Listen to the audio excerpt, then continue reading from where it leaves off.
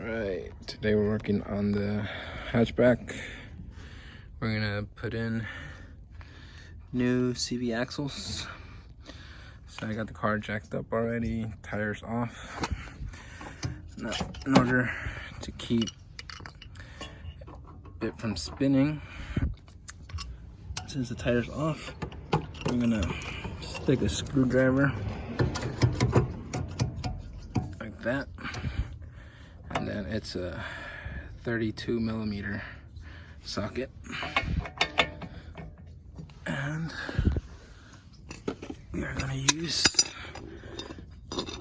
my breaker bar. All right.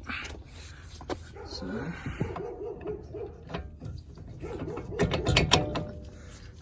there we go. And that was pretty loose. So that's not a good sign. All right, so I turned the knuckle as far out as I could. You can see how bad it's ripped. There's absolutely no grease in there. They're clicking pretty bad. They're actually binding on this side. And it's been raining a lot, so it sits and it rusts and it clicks and it cracks and it's binding. So it's time to get rid of these and put fresh ones in there. All right, so that guy is a 17 millimeter. And then on the other end, we'll put a 17 millimeter wrench to hold it in place.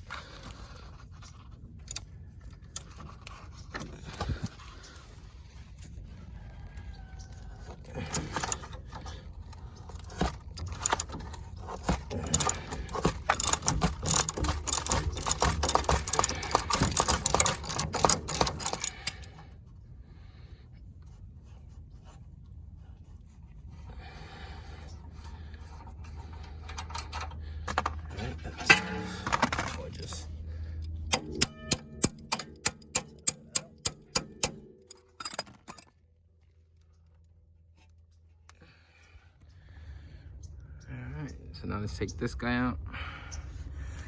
Gotta remove that cotter pin.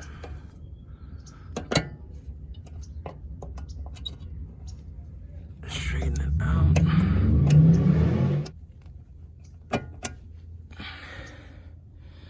There we go. Set it down.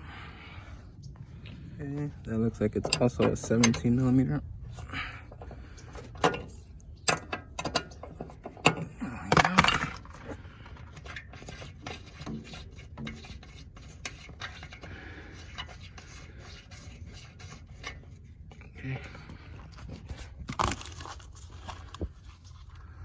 And take this castle nut, turn it upside down.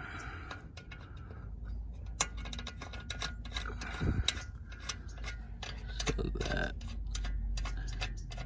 it is flush with the bolt. And we are just gonna give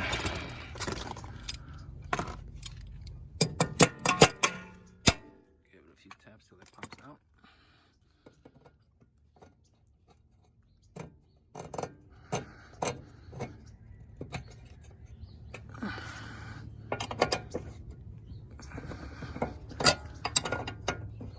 Take that off again.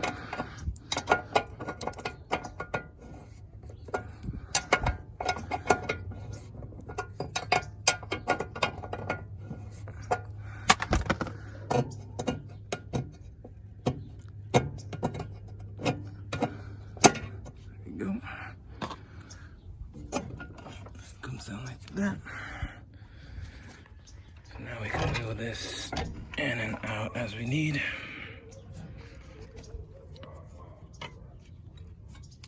Okay. Axle. Since we're not gonna save this axle, I'm not worried about hitting it and mushrooming out this shaft. So we're just gonna pop it out like that. So that's how you pop it out. You just hit it from this side until it comes out through the other side. Alright, so I pulled it out of the spindle. Now we have to take it off of the off of the transmission. We gotta go in there. So these are Integra drive shafts.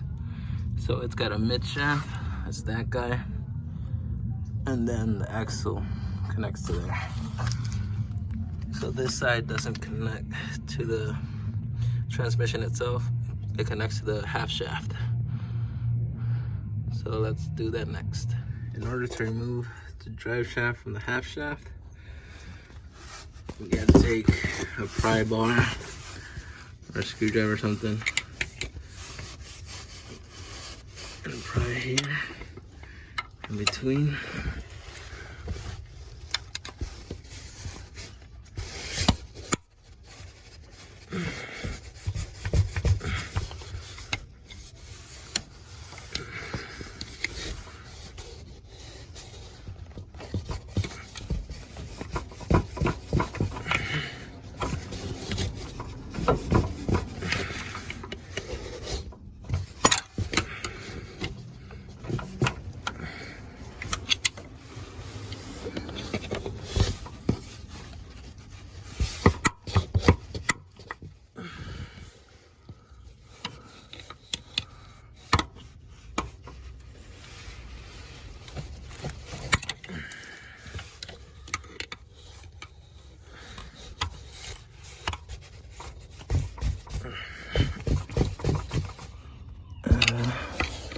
Once you pry there, it'll pop loose like that and separate.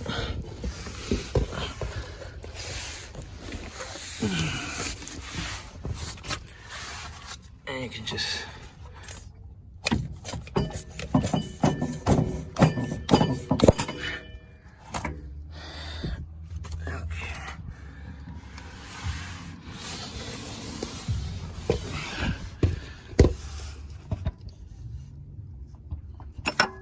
go.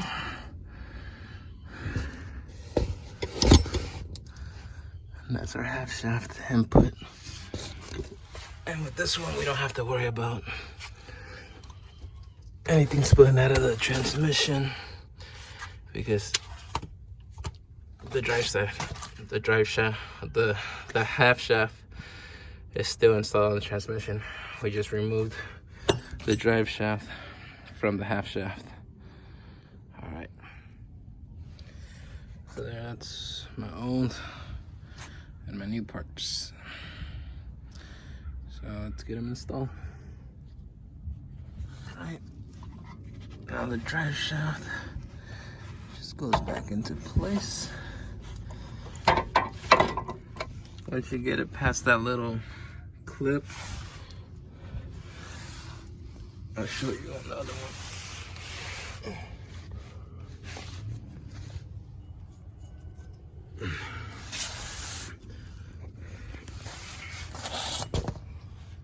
Once you get this little ring clip thing past the input shaft, and it just slides right in. So I already did that. So there, mine just clicked into place. And it is flush with the half shaft. All right, turn the steering wheel. So now I just line it up. Go in there. And over the spindle. And feed it in.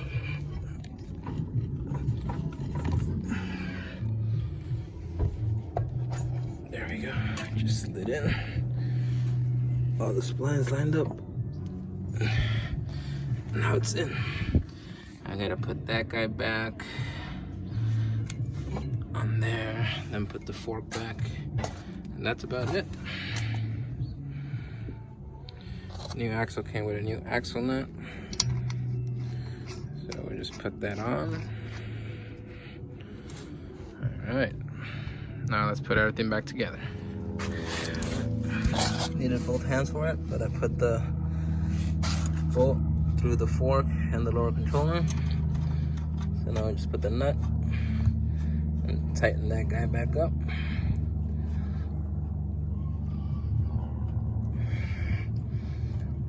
like that. Alright, so I used the scissor jack to lift up the suspension assembly so that this can go up high enough so that I can just like slip that on and push down, and then I'll be able to attach my nut. Alright, let's do that. Alright, so my nut is attached to my upper controller. I'm just gonna tighten it.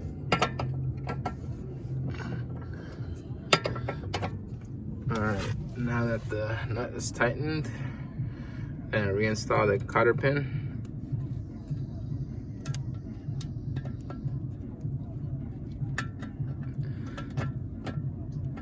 There we go.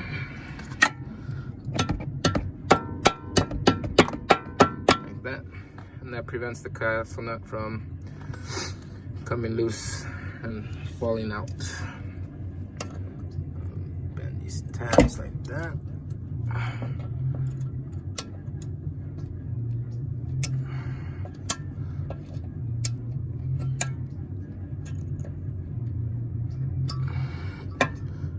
There we go. Alright, cool. Alright, so now that's tightened back, cotter pin's in. The fork bolt is tightened. And then that one's tightened again, and it's got a cotter pin. As you can see, I got some suspension work to do. Got some ball joints, some bushings to replace. The upper control arm was replaced a year ago. I'm not worried about that. The springs and shocks, those were replaced about a year ago. So basically what I have to replace is the lower ball joint, the bushings on the lower control arm, the bushings for the sway bar, this outer tie rod for the steering, and the CV axles I just replaced right now. So other than that, suspension work, I gotta do basically the lower control arms, and possibly I'll replace the bearings on the hub. And yeah, so that's probably gonna be it for the suspension. I'm thinking about getting a new steering rack. I probably want to go from a power steering to a manual steering rack, but I'm not sure yet. This is a pretty light car, so steering's not really that big of an issue. I had an EF once and it was manual steering and it was fine. This one might be a little heavier, I don't know, but yeah, I'm still thinking about that. All right, so now the other side is pretty much exactly the same thing. Remove all the same bolts. The only difference is that on the other side, on the passenger side, the CV axle actually goes into the transmission, so you'll probably put a tray under it in case you have leaking transmission fluid. But other than that, the process is pretty much the same. All right, later.